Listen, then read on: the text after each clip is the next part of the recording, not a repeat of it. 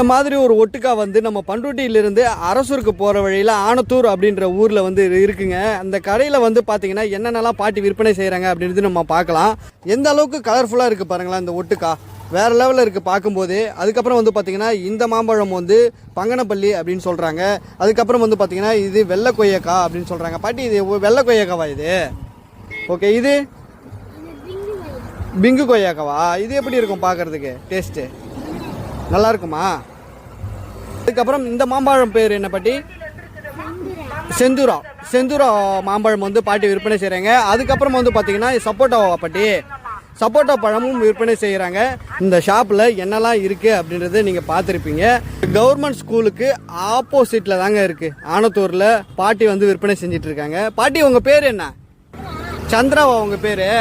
பாட்டி பேர் வந்து சந்திரா. நம்ம வீட்டுக்கு எல்லாத்துலேயுமே ஒரு கிலோ வந்து பாட்டிக்கிட்ட வந்து வாங்கிட்டோங்க. நீங்களும் மறக்காமல் இந்த லைன் கிராஸ் பண்ணுறீங்க அப்படின்னா பாட்டிக்கிட்ட வாங்கிக்கோங்க.